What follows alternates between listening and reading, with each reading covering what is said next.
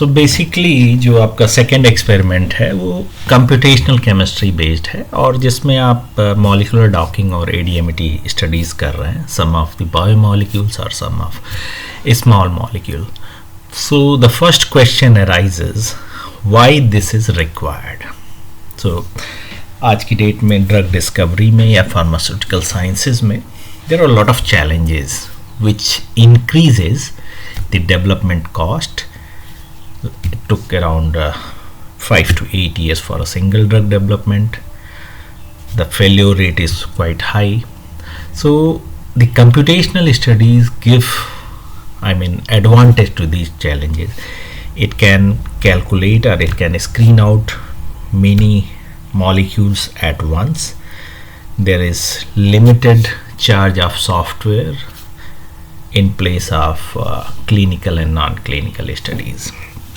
And why the failure results are there. So basically if you are evaluating 10,000 or 20,000 molecule, normally one molecules get the success. Clinical trial में 90% drugs fail हो जाती हैं. उनकी ADMET property बहुत appropriate नहीं होती है और मॉडरेशन की भी ज़रूरत होती है जब हम प्री क्लिनिकल से क्लिनिकल पे जाते हैं. तो फर्स्ट थिंग कि हमें क्या रिक्वायरमेंट है एक ड्रग के बारे में. अब जो एक की क्राइटेरिया था जो हम लोगों ने पढ़ा है, that is Lipinski rule of 5. Means drug का नेचर कैसा होना चाहिए. सो इट वाज कि मॉलिकुलर वेट 500 से कम हो, लॉग पी यानी लिपोफिलिसिटी भी 5 मैक्सिमम 5 हो सकती है, it should not be more than 5. Hydrogen bond donor maximum 5, acceptor maximum 10. It was the initial concept for a new drug development. लेकिन बाद में इसमें कुछ एक्सटेंशन किया गया, जैसे बीवर ने ऐड किया कि पोलर सरफेस एरिया भी 140, this is the maximum limit. Similarly rotatable bond, क्योंकि ये रिस्ट्रिक्ट करेंगे मॉलिक्यूल के रोटेशन को या उनके कन्फर्मेशन लेने को, वो भी मैक्सिमम 10 होना चाहिए. थोड़ा सा लिपिंस्की रूल को और मॉडिफाई किया गया कि नहीं एग्जैक्टली 500 नहीं है, द क्राइटेरिया शुड बी कि मॉलिक्यूल के जो वेट हैं वो 200 से 500 is more appropriate for new drug.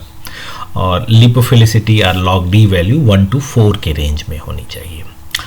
अब इसी को अगर CNS ड्रग में आप कर रहे हैं तो थोड़ा सा मॉडिफिकेशन हो गया. जैसे एक ड्रग आपकी पेरिफेरल ऑर्गन में जा रही है, लंग, लीवर, किडनी में जा रही है, या CNS मतलब ब्रेन में जा रही है, तो वहाँ पे आपका मॉलिकुलर वेट 450 से कम होना चाहिए, लॉग पी भी 1 to 4 होना चाहिए और PSA भी 90 होना चाहिए. मतलब CNS ड्रग और पेरिफेरल ड्रग्स में अंतर होता है. नेक्स्ट क्वेश्चन है व्हाट इज मॉलिकुलर डॉकिंग. आप क्यों मॉलिकुलर डॉकिंग करना चाहते हैं. तो it's a computational technique. As we have already earlier studied, it is based on key lock system. So basically it tells us about or the predicts that what is the preferred orientation and conformation of a druggable molecules or drug predicting molecules when it binds with a receptor or biomolecule or protein molecule in the body. So basically क्या conformation और orientation होना चाहिए जिससे कि best binding मिल सकती है, ये aspect आपको क्लियरली डॉकिंग बताता है. तो बेसिकली जो बाइंडिंग है उसके बारे में एक बहुत अच्छा इनपुट देता है. जब हम बाइंडिंग साइट पढ़ते हैं तो इसमें भी आता है कि there are 3 types of sites जो वर्ड मिलते हैं, active site, allosteric site and binding pocket. Active site means protein का वो रीजन जहाँ पे जो हम ड्रग कैंडिडेट ले रहे हैं या एंजाइम है तो ऑफकोर्स सबस्ट्रेट बाइंड करेगा और फर्दर प्रोसेस होगा. अगर कैटालिटिक प्रोसेस हो तो कैटालिटिक प्रोसेस या सेकेंडरी टर्सरी प्रोसेस स्टार्ट हो जाएंगे. एलोस्टेरिक साइट्स ये एक्टिव साइट से डिफरेंट होती है और ये ऐसी साइट है जहाँ पे अगर सबस्ट्रेट या ड्रग कैंडिडेट बाइंड कर जाए, पैरेलल कॉम्पिटिटिव वे में बाइंड कर जाए, तो प्रोटीन का फंक्शन मॉड्यूलेट हो जाता है या बदल जाता है. तीसरा टर्म जो आता है बाइंडिंग पॉकेट.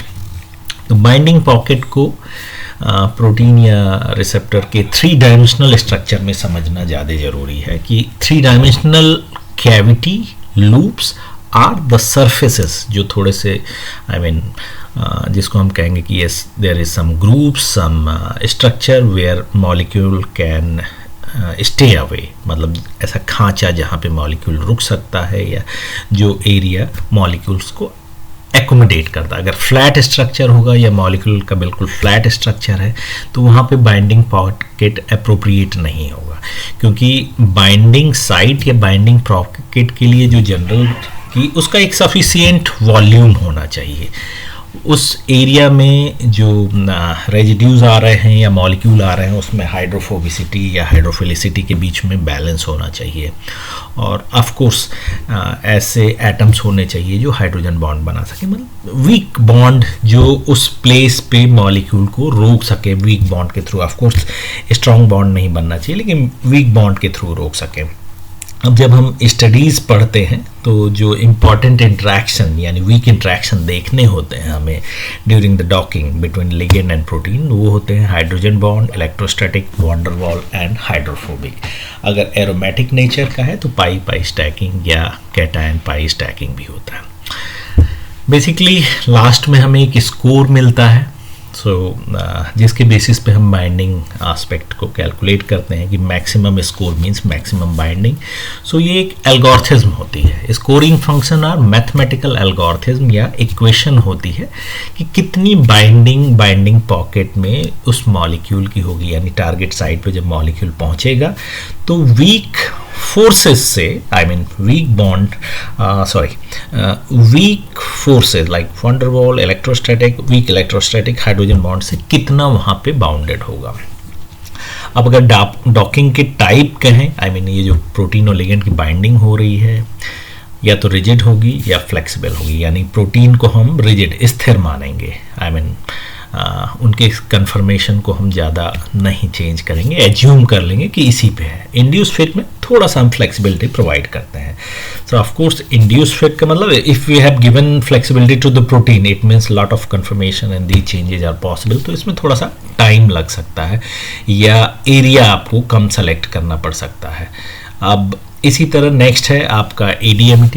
तो ADMET का मतलब होता है absorption, distribution, metabolism, excretion and toxicity. और जो हम ADMET प्रॉपर्टीज़ को कैलकुलेट करते हैं उसको one of the best way to say about it that is the